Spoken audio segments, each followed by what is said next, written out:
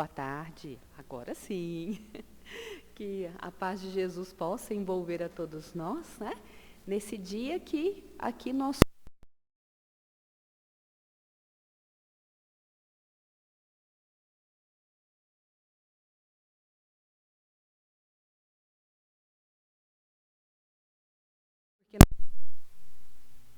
cuidam, que acolhem, que ensinam, que incentivam outras pessoas. Nós temos também aquelas que cuidam e aqueles, né? Que cuidam também, que protegem a nossa fauna, a nossa flora, nas mais diferentes formas de cuidar, nas mais diferentes formas de maternar, de dedicar ali amor, dedicar incentivo e amparo ao crescimento do outro, né? Então, nossa sincera homenagem, nosso acolhedor abraço a todas essas pessoas, né, que se maternar. Então, hoje nós vamos, né, nessa tarde, dar continuidade ao estudo de O Livro dos Espíritos. Nós continuaremos com a Fabiana na questão 559 e, na sequência, né, o estudo aí do Evangelho, adentrando um novo capítulo, adentrando aí já no capítulo 10 do Evangelho, né, e estaremos juntos nessa segunda parte aí do Evangelho. E para começarmos, nós vamos então fazer a leitura da mensagem inicial, uma mensagem recebida aqui na casa. Meus filhos bem-amados, paz seja convosco. Que cada um busque a alegria de servir, de perdoar, de agir sempre e sempre com a piedade no coração, a caridade no a empatia estampada no olhar.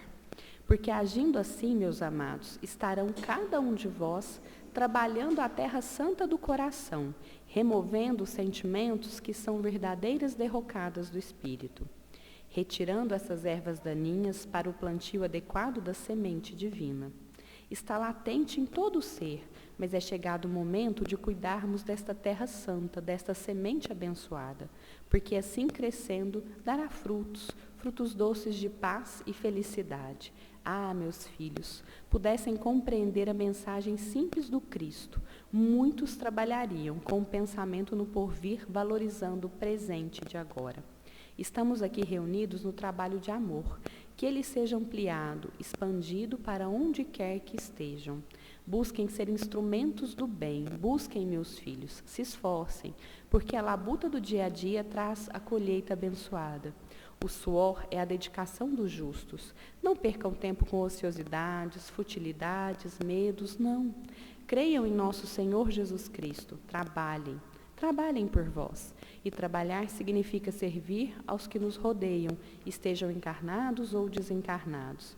Sirvam com desprendimento e alegria, e o porvir os trará a colheita abençoada àqueles que já desejam estar com o Pai.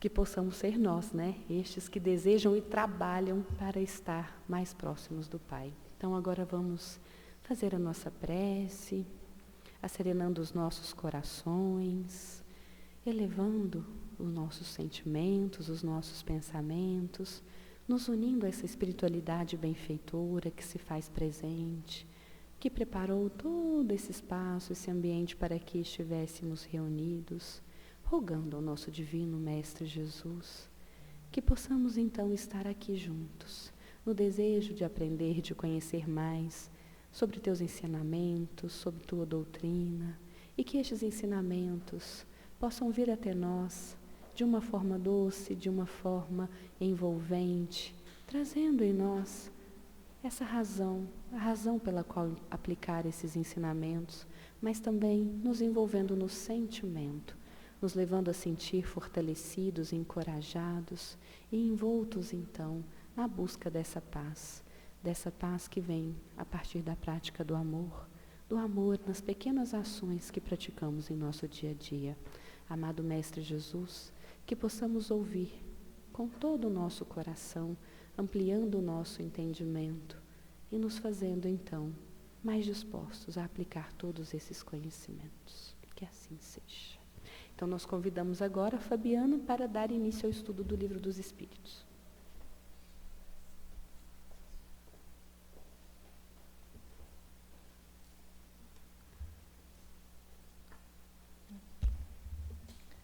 Boa tarde. Que a paz do Divino Mestre Jesus se faça em nossos corações e que a espiritualidade benfeitora nos ilumine, nos auxilie. Então, dando sequência ao estudo de O Livro dos Espíritos, nós estamos no capítulo 10 também, né? Ocupações e missões dos Espíritos. Então, é interessante a gente pensar nesse título que Allan Kardec traz. Ocupações e missões dos Espíritos. Quando a gente fala em ocupação, fala em trabalhar em algo, a gente não está falando em trabalho remunerado, qualquer ocupação. Então, estou vendo ali a mãezinha, né? Cuidar dos filhos é uma ocupação? É um trabalho, pode não ser remunerado, mas é um dos trabalhos mais sublimes que a gente tem na Terra, né?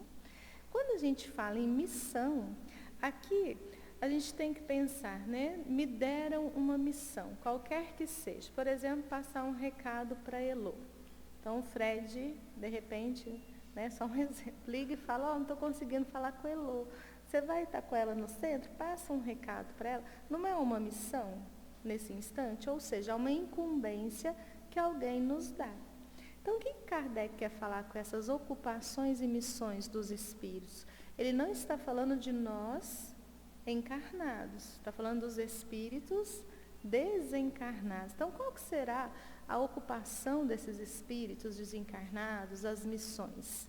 E quando encarnados, também, vocês concordam? Que nós, no nosso caso, espíritos encarnados, as almas, também temos nossas ocupações e missões aqui. E a gente vai ver ao longo do estudo que Kardec aprofunda, porque ele não fala só no espírito. Os espíritos superiores, nas suas respostas, também vão incluir o quê? Os princípios inteligentes, ou seja, nós, no início dessa jornada evolutiva, para que a gente possa perceber que tudo no universo é harmônico, que todos os seres, e aqui a gente não está falando só dos seres humanos, aqui a gente também não está falando só dos animais, nós estamos falando de todos os seres participam desse grande todo, dessa harmonia universal. Tanto que na semana passada, nosso irmão Francisco, ele já leu tanto a questão quanto a resposta, mas só para a gente, de uma forma bem rápida, para não ficar, né, desconexo, Kardec vai falar assim, vai perguntar, os espíritos cuidam de outra coisa além do seu melhoramento pessoal? Então, nós sabemos que estamos nessa jornada evolutiva. Qual que é o objetivo de cada um de nós? Alcançar a perfeição, aprimorar intelectualmente e moralmente.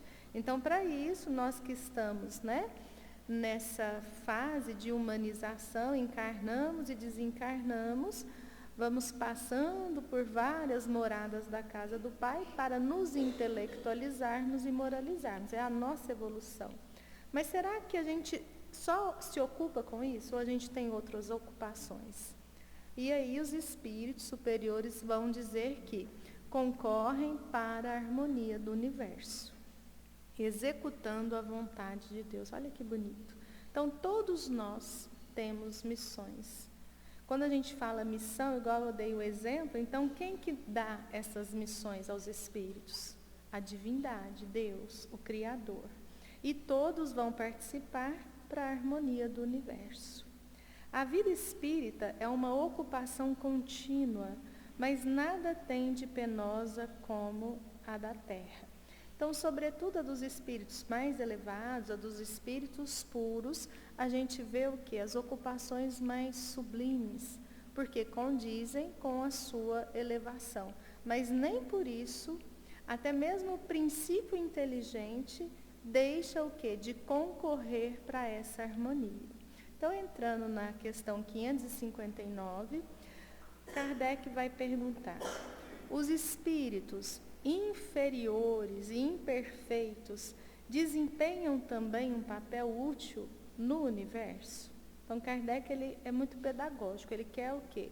A gente pode interpretar que sim, então ele vem e já pergunta claramente, né? Mas e esses inferiores? Todos têm deveres a cumprir. Então, não existe um espírito, vamos dizer assim, que não tenha um dever a cumprir. O último dos pedreiros não concorre tão bem para a construção do edifício como o arquiteto. Olha que resposta linda. A gente pensa aí, né, num edifício, vamos pensar naqueles edifícios lindos, modernos, rebuscados. Então, alguém desenhou, não desenhou? Essa pessoa que desenhou tem todo um conhecimento cultural, artístico, mas fica no desenho? Não, ele tem que ser o quê? Construído. Então, ali entra os cálculos dos engenheiros, não entra? Todo um cálculo, todo um trabalho também rebuscado. Mas e aquele pedreiro, que é quem vai executar ali, às vezes o que a gente chama de simples, mas será que é simples? Construir um edifício?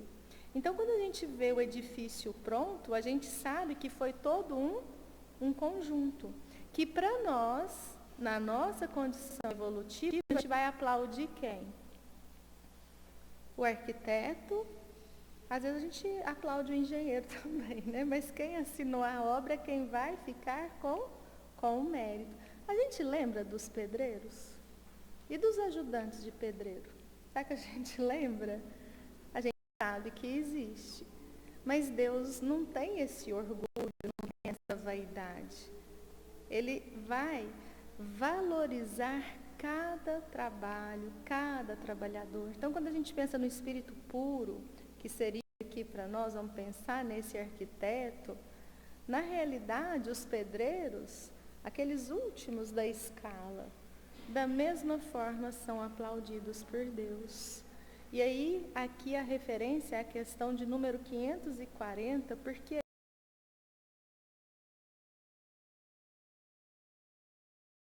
gente vê, né, as ilhas, os arquipélagos, são conjuntos que a gente chama o quê? A formação dos corais. São aqueles animais marinhos, as algas. Então, se a gente for nesse animal marinho, nessas algas, vamos pensar na alga. A alga, ela tem conhecimento de si mesma? Não, ela é um princípio inteligente. Mesmo sem ter nem conhecimento de si, ela não está participando no grande todo, nessa formação. Então, a gente percebe aqui esse Criador que ama toda a sua criatura, não os que alcançaram a perfeição.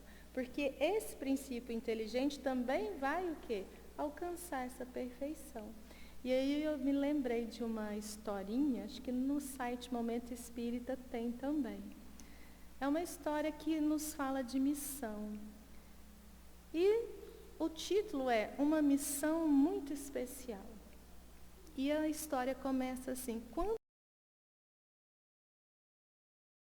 será que a gente tem assim noção do valor de um burro de carga? E ali se passa no estábulo de um palácio, um rei muito poderoso, soberano, e ali tinham cavalos assim, de diversas raças, diversos preços, e também tinha esse burro de carga que já estava mais velho, não dava tanto trabalho, colocaram ele nesse estábulo. O que aconteceu? Até no estábulo tem bullying. Porque o cavalo árabe, ele ficava lá falando, quando ele ganhava as corridas, que as princesas o acariciavam, que ele ganhava coroa de flores, o quanto ele era melhor do que aquele burro de carga, que só conhecia o chicote. E aí o potro inglês falava, não fala isso não, ele não vale nada mesmo, ele não é um cavalo. E aí o cavalo húngaro fala, ele é uma vergonha. Porque ele deixa ser chicoteado, ele obedece todo mundo, ele não dá um coice, não reclama, não faz nada, né? Como se fosse, ele é um zero à esquerda, porque o cavalo húngaro, qualquer coisa que saísse ali do gosto dele, ele já, né, já escociava. Vocês conhecem gente assim? E aí, o jumento espanhol falou, eu tenho vergonha dele pertencer à minha linhagem. E ele, todo dia, eles estavam falando, mas o burrinho de carga ficava na dele.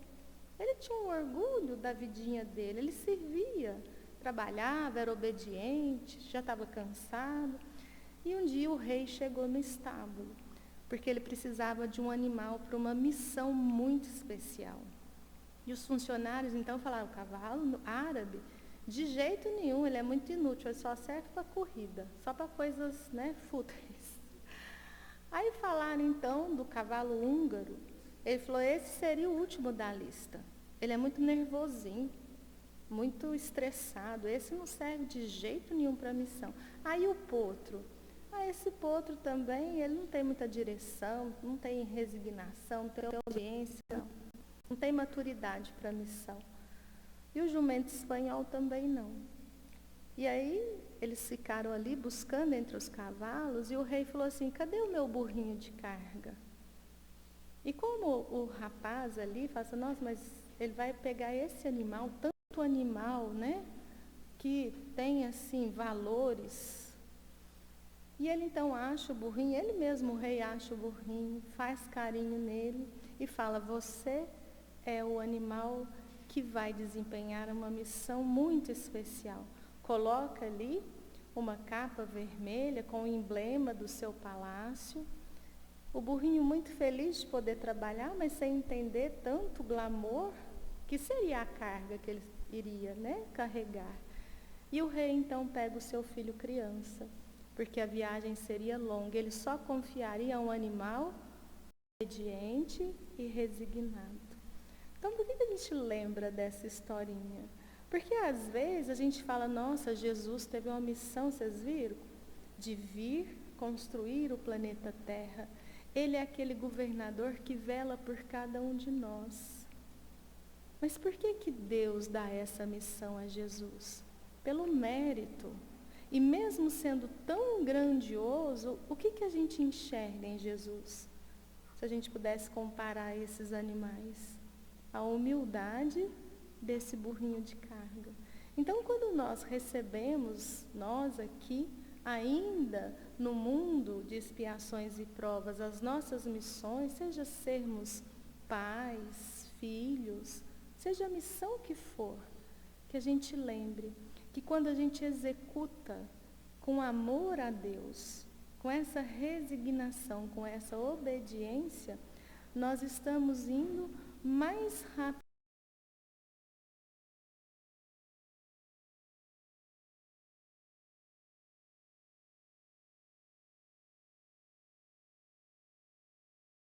Em 560, Kardec então questiona.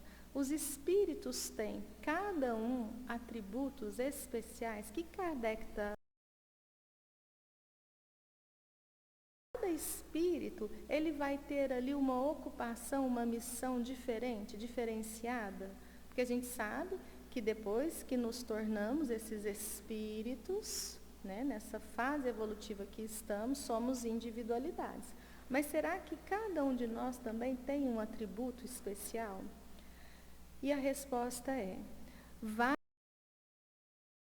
temos de habitar em toda parte e adquirir o conhecimento de todas as coisas, presidindo sucessivamente as funções concernentes a todos os planos do universo. Ou seja, não existem missões individuais. Todos vamos passar o quê? Por todas as etapas. Vamos conhecer todas as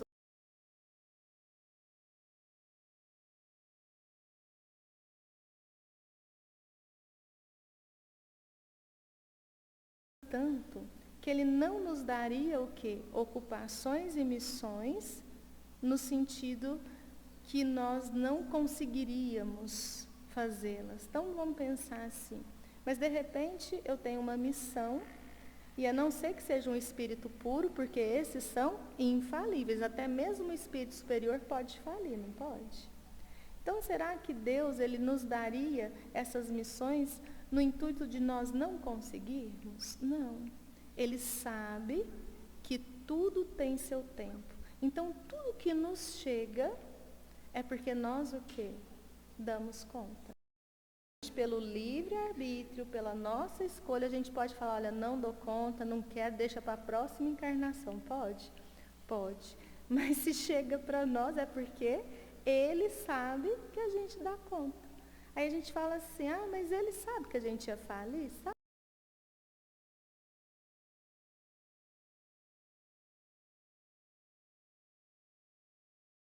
não vai se dar bem, o que o professor já pensa? Ixi, colou, né? De algum lugar ele colou, né? Então, por quê? Vai tendo, né? A gente fala na turma, vai tendo essa intimidade. Assim, este cumpre hoje o seu destino neste mundo. Aquele o cumprirá ou já cumpriu em outro tempo sobre a terra, na água, no ar, etc. No ar a gente coloca até o quê? O princípio inteligente. Então, cada coisa a seu tempo. Quando a gente tem ali em Jesus o maior missionário, a gente pensa nessa missão que hoje a gente reconhece a grandiosidade, mas foi reconhecida naquela época?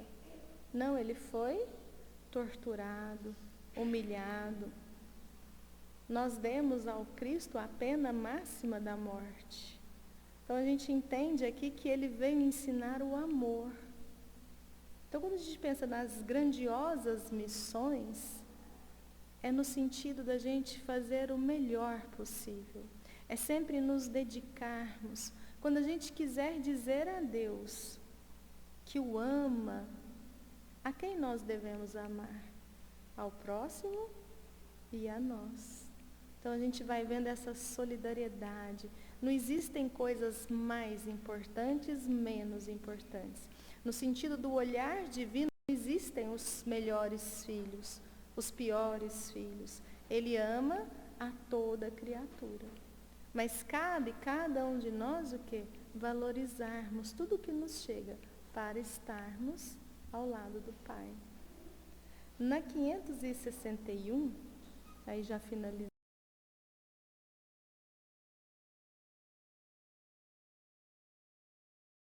permanentes para cada um e pertencem às atribuições de certas classes, que a gente vê Kardec aqui. Ele ainda não ficou satisfeito com a resposta. Ele queria, lá de cima, saber se a gente tem uma atribuição especial. Não, não tem. Mas será que não tem certas atribuições, então, que pertencem a certas classes? E eles vão dizer novamente. Todos devem percorrer os diferentes graus da escala para se aperfeiçoarem. Deus, que é justo, não poderia ter dado a uns a ciência sem trabalho, enquanto outros só a adquirem de maneira penosa. Então aqui eles respondem de uma vez por todas que todas as criaturas, mesmo aqueles que já fazem parte desse conselho divino, que já comungam do pensamento de Deus, que têm as missões mais sublimadas,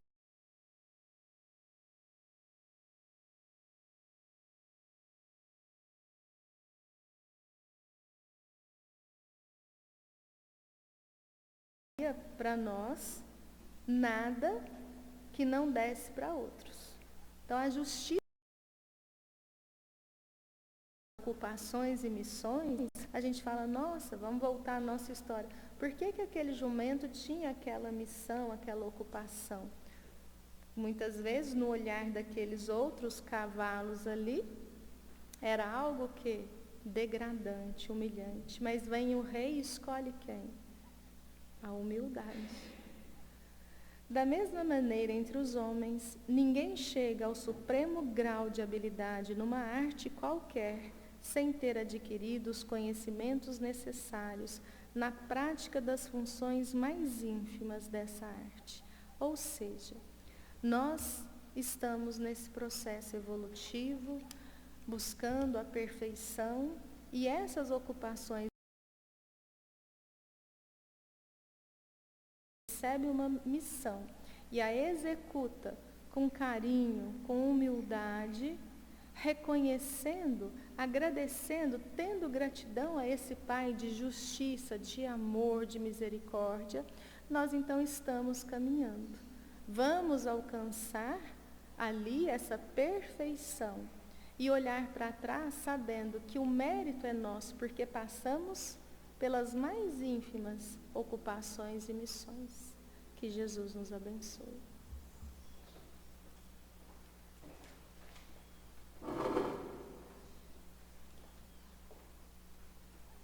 de volta aqui e agora, né, cumprimentando os nossos irmãos que nos acompanham pelo YouTube, nós vamos dar início ao capítulo de número 10 do Evangelho, em que vai ser abordada a bem-aventurança relacionada à misericórdia. Bem-aventurados os misericordiosos, porque alcançarão misericórdia, né, conforme consta lá no capítulo 5 do Evangelho de Mateus. E esse é um capítulo que vai trabalhar conosco um tema bem interessante, né, com várias passagens de Jesus, e ao final ainda, né, trará 5 mensagens dos Espíritos, né, ali nos trazendo, Espíritos superiores, nos trazendo algumas orientações sobre esse tema, e também São Luís ao final respondendo ali 3 perguntas relacionadas ao tema. Mas para a gente começar esse tema, vamos fazer um exercício agora, né? Então vamos fazer um exercício que seria muito bom se nós pudéssemos, né, fazer ele efetivamente no decorrer da próxima semana. Mas a gente vai fazer o exercício aqui mentalmente, né, na nossa imaginação. Cada um pode escolher uma pedra. Né? Então cada um imagina aí uma pedra. Pode ser uma pedra pequena, grande, enfim, né? Uma pedra bem grande. Vamos imaginar então que cada um de nós escolheu essa pedra. Mas tem alguns detalhes nessa pedra. Ela é uma pedra pesada e é uma pedra também pontiaguda. Então, ela é cheia de pontas. Não é aquela pedra lisinha, né, redondinha. Ela é cheia de pontas ali. E nós, então, vamos colocar essa pedra na mão. Então, vamos colocar, se a pedra é pequena, vamos colocar na mão e vamos fechar a mão, né? Mas se essa pedra é um pouco maior, nós vamos abraçar essa pedra pontiaguda e vamos ficar com ela bonitinho, né, sentadinha aí no nosso colo. Quando a gente for, no final, para a sala de passe, a gente vai levar essa pedra na mão ou no colo. Quando a gente voltar para casa, dirigindo, né, a gente vai levar essa pedra também. Nem que seja ali no banco, se for muito grande. Não der para levar na mão, a gente leva no banco. Quando nós formos nos preparar hoje, né, para dormir, a gente vai achar um cantinho na cama para essa pedra. Né? E se o parceiro ou a parceira está aqui, nós vamos ter que achar 2 cantinhos, né, para as pedras ali na cama. Amanhã, nós vamos acordar com a pedra, tomar café da manhã, segurando ou abraçadinho com a pedra. Tá?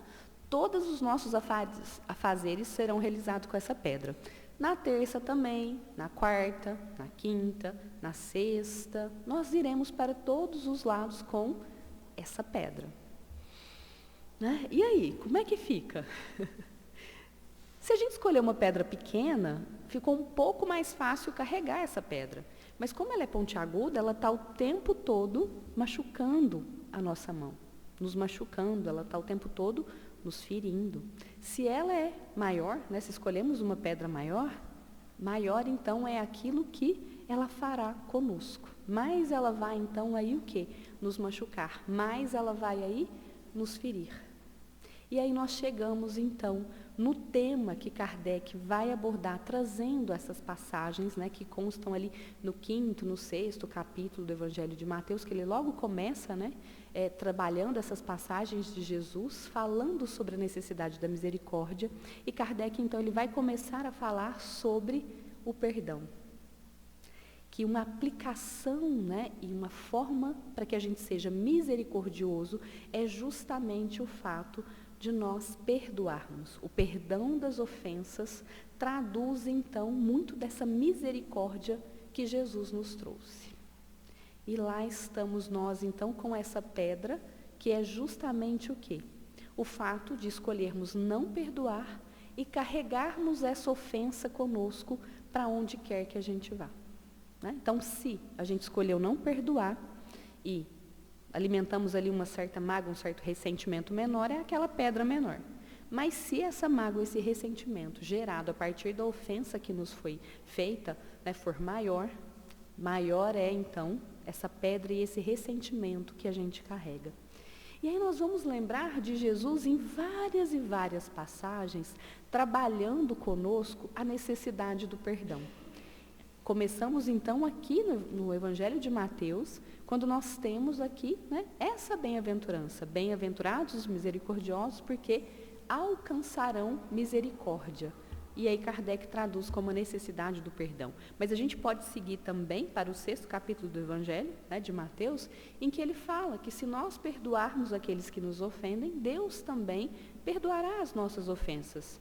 E a aplicação contrária, né, também é possível que aconteça, né? Mas no sentido, muitas vezes, de não perdoar o nosso irmão e a nossa consciência trazer para nós esse apontamento, essa dor, essa dificuldade. E aí aquela outra passagem que está lá no 18º capítulo do Evangelho de Mateus, em que Pedro, né, pergunta ali a Jesus até quantas vezes ele deveria perdoar o irmão, e Jesus então fala que não apenas 7 vezes, mas 70 vezes 7 vezes.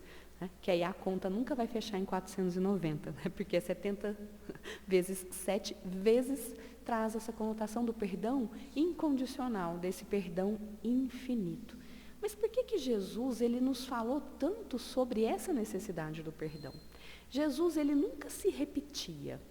Ele traçava ali as histórias, trazia os seus ensinamentos, as aplicações, das formas mais diferentes possíveis. Então, ele sempre aproveitava o contexto para trazer ali um ensinamento. E à medida que ele ia trazendo esses ensinamentos, era como se ele fosse colocando, né, colares luminosos, né, em torno dos nossos corações, em torno das nossas mentes, porque ele ia trazendo essas ideias mais elevadas que buscariam ali nos libertar das nossas dificuldades. Mas sobre a bênção do amor e a bênção do perdão, ele falou de formas diferentes, mas ele falou inúmeras e inúmeras vezes. Assim como ele nos convida, né, quando ele nos convidou a pensar se nós temos o direito de julgar alguém. Naquela passagem ali com a mulher adúltera, que ele nos convida então, né, que é assim, se alguém estiver sem pecados, então que atire a primeira pedra. Quando ele fala, então, que nós, né, ali desejando fazer uma oferta diante do altar, mas nos lembrarmos que, né, algum irmão possa ter algo contra nós, que a gente faça o quê? Que a gente volte, deixe ali aquela oferta, aquela oferenda, que a gente volte, então, e nos resolva, né, que a gente resolva ali com o nosso irmão. Quando ele nos pede também para que a gente olhe, muitas vezes, né, a trave gigantesca que está no nosso olho, mas fique ali apontando o cisco que está, né, no olho do outro. Então, por várias e várias vezes, Jesus ele foi nos convidando a buscar ali o perdão. Por que essa insistência do Mestre? Por que essa insistência de Jesus? Qual foi o grande ensinamento que Jesus nos trouxe, né, a sua grande missão aqui? Nos convidar, então, a evoluirmos, nos convidar a estarmos aptos a entrarmos no reino dos céus. Eis aí, então, né, esse caminho que ele oferece das bem-aventuranças. Quando ele vem nos trazendo essa questão, esse aspecto, para que a gente consiga adentrar no reino dos céus, a gente vai lembrar, então, do que Kardec nos coloca de forma bem clara, também no Evangelho. O que Kardec coloca? Que fora da caridade não há salvação. Fora da caridade, nós não conseguiremos, então, adentrar o reino dos céus. Nós não conseguiremos nos libertar das nossas imperfeições, das nossas dificuldades, limitações e efetivamente vivenciar a paz, a felicidade, o amor em abundância que todos nós buscamos, essa sensação de plenitude, né? Dessa tranquilidade, dessa serenidade que nada externo a nós pode abalar. E aí, para que a gente alcance isso, é necessário esse caminho da caridade. E lá no Livro dos Espíritos, a gente vai ter muito claramente, né, ali colocada essa pergunta. Qual que é o verdadeiro sentido da palavra caridade, conforme a entendia Jesus? Que é a questão 886. E qual que é a resposta? A gente brinca até que é o BIP, né? Benevolência para com todos, indulgência para com as imperfeições dos outros e perdão das ofensas. Se nós escolhemos por não perdoar, não tem como nós, né, falarmos que somos caridosos. Nós podemos ser, né, extremamente benevolentes, praticar várias ações em benefício do próximo, mas se a nossa escolha é por carregar a pedra, é por não trabalhar em nós o ressentimento, a mágoa que a ofensa deixou, nós não estamos então sendo caridosos. E se fora da caridade não há salvação, nós estamos, né, nos distanciando do Pai e do reino dos céus. Então, passa pelo perdão. para ser também efetivamente caridoso, no sentido mais amplo que Jesus empregava ali para a caridade. E aí, o que é, né, perdoar? Perdoar, meus irmãos, se a gente pegar só o verbo perdoar e separar o perdoar, nós vamos ter doar. Perdoar é doar do nosso entendimento. Perdoar é doar da nossa compreensão. Perdoar é doar da nossa paciência. E perdoar é doar do amor que nós estamos aí construindo. Perdoar é uma escolha que nós fazemos a partir do momento que a gente decide parar de alimentar em nós o ressentimento daquele ato. Parar de nutrir em nós a raiva. Parar de nutrir em nós o ódio. O ódio que nos tira da vida, nos tira da felicidade, da tranquilidade e que nos mata lentamente. Mata fisicamente e também vai dificultando a nossa ascensão, o alcance da felicidade como espíritos que somos. Eis aí uma das primeiras razões, então, para que a gente comece a trabalhar a escolha pelo perdão. Escolher perdoar é, então, seguir essas orientações de Jesus, mas para quê? Para que a gente consiga avançar, para que a gente consiga, então, evoluir e deixar de sofrer. Porque muitas vezes, né, quando nós ficamos ali envoltos naquele ressentimento, naquela mágoa, daquela ofensa que foi, né, feita contra nós, o que acontece? Nós vamos nos distanciando da vida. Às vezes nós nos distanciamos, né, até mesmo da nossa família, porque o tempo que a gente poderia estar ali com o outro, conversando, né, orientando, estando ali verdadeiramente no diálogo, nós estamos nutrindo e deixando o pensamento ir lá na pessoa, na cena, e sofrendo novamente. Então, uma outra imagem, além da gente carregar a pedra, é como se nós tivéssemos uma ferpa, né? Uma ferpa entrou na nossa mão, ao invés da gente ir lá e tirar a ferpa, a gente deixasse a ferpa ali para que ela infeccione, para que ela gere um processo inflamatório, aumente a dor, e de vez em quando a gente vai lá e dá uma, né, cutucadinha para doer ainda mais. Agora, quando a gente escolhe, quando a gente efetivamente decide perdoar, o que é que está acontecendo? Nós estamos dando início a um processo de libertação. Então, em todas essas passagens em que Jesus nos convida a perdoar, Ele não nos convida a perdoar pensando no outro.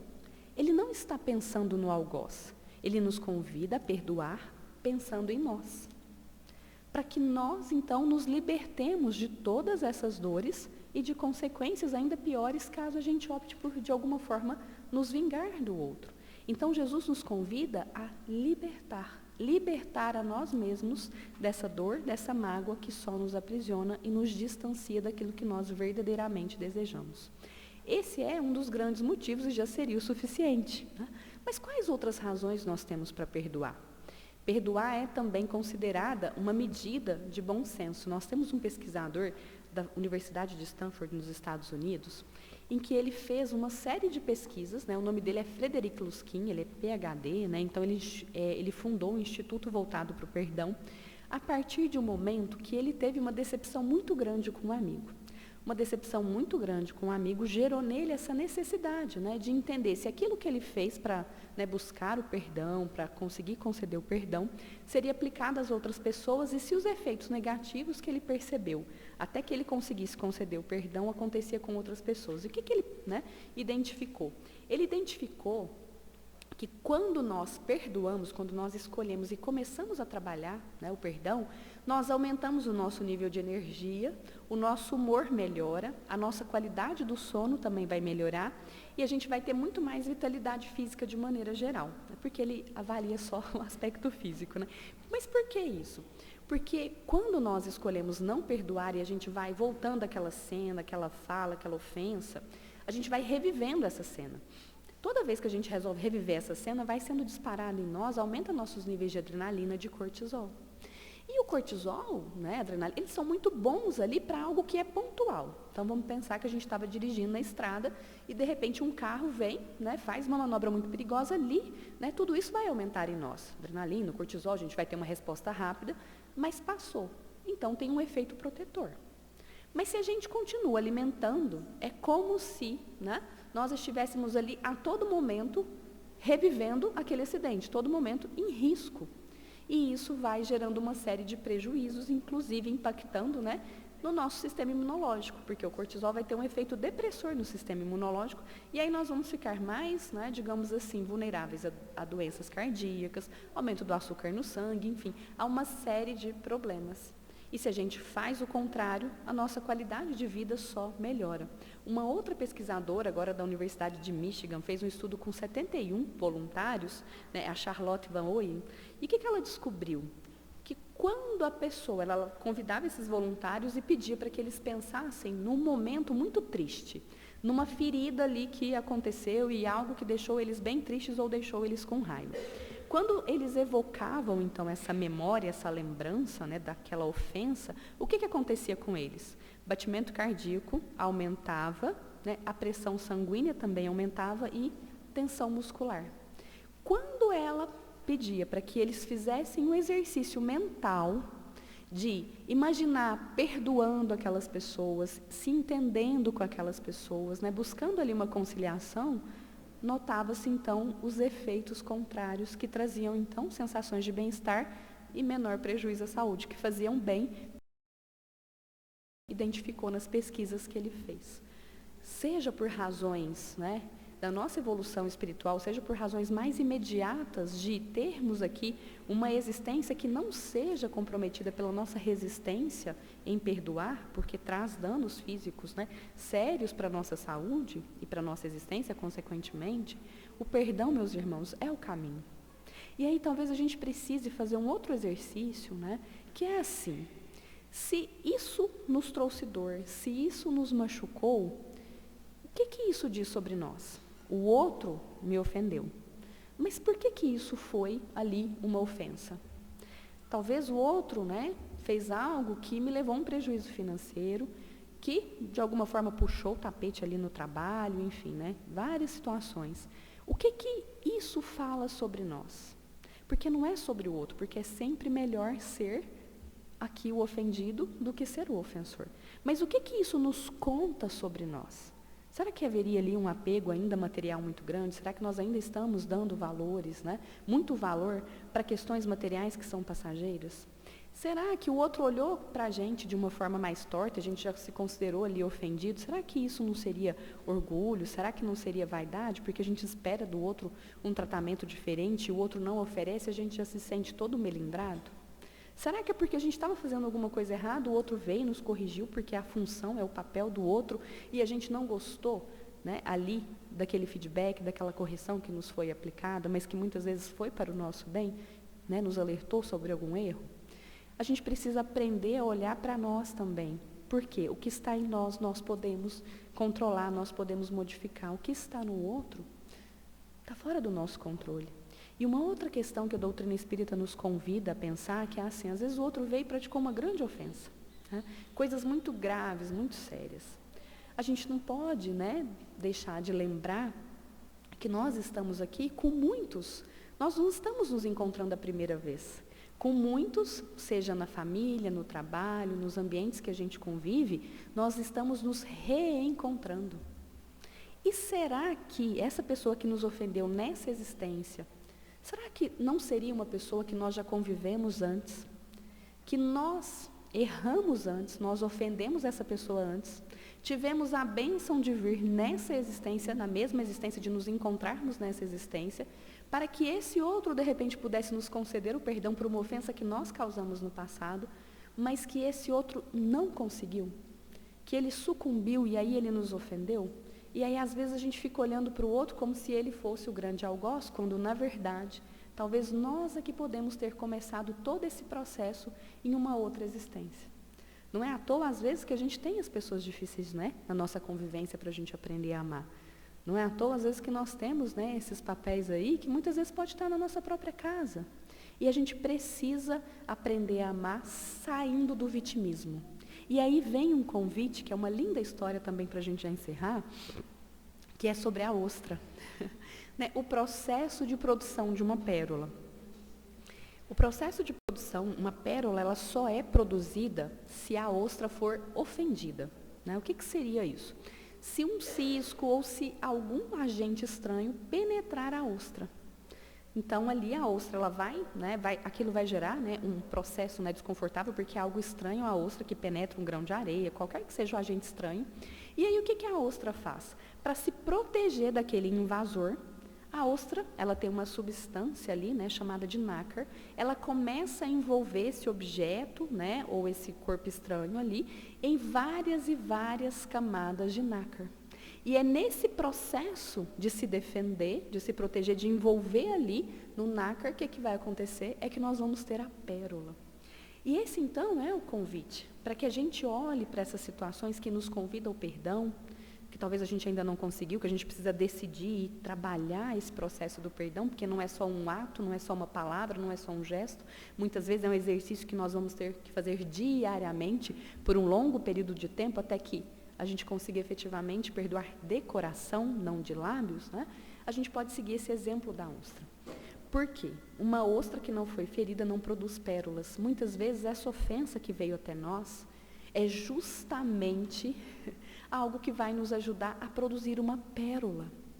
Produzir uma pérola no sentido de virtude. Então, se veio essa ofensa, que a gente possa começar a pensar em como nós podemos envolver em várias e várias camadas de amor, várias e várias camadas de compreensão, várias e várias camadas de tolerância, várias e várias camadas de paciência, várias e várias camadas de humildade, porque às vezes é o orgulho que impede que a gente perdoe.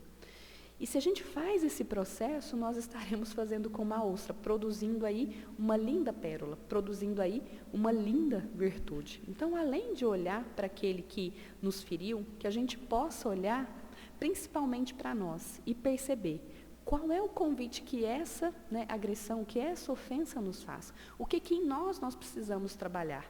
Porque se nós já estivéssemos assim tão evoluídos, qualquer coisa que o outro nos fizesse não seria uma ofensa. Mas se nós sentimos como uma ofensa, se gerou ressentimento, se gerou mágoa, há em nós algo que precisa ser trabalhado. Há uma pérola que precisa ser produzida, envolvendo em camadas de humildade, de amor, de compreensão, de tolerância e também, né, de iluminação, que a gente possa ter essa clareza e refletir e deixar essas pedras. Né? Vamos deixar essas pedras, vamos tirar essas ferpas, porque não é o nosso propósito. Nós não estamos aqui para isso. Nós estamos aqui para sermos leves e felizes, seguindo esse convite que Jesus nos faz. Muito bem, vamos só checar se temos recados da semana, um instante.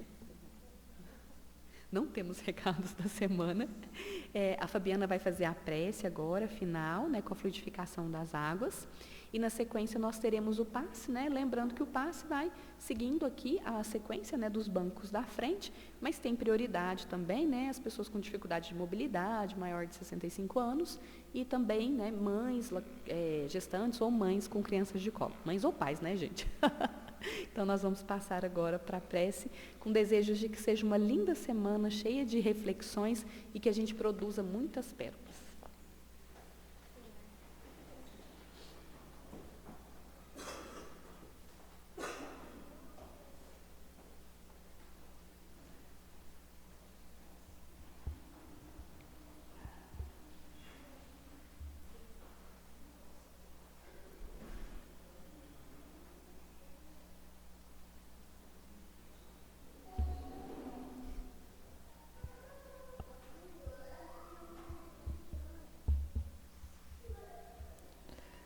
Então vamos, nesse instante, elevar os nossos pensamentos a Jesus, agradecendo esta tarde de hoje aqui reunidos em torno dos seus ensinamentos, que possamos fortalecer em nós, Senhor, todos os pensamentos que se voltam ao Pai, os pensamentos em que priorizamos nos tornar seres humanos melhores e assim nos preparando para o tratamento do passe, rogando a magnetização das águas, a transformação no bálsamo salutar.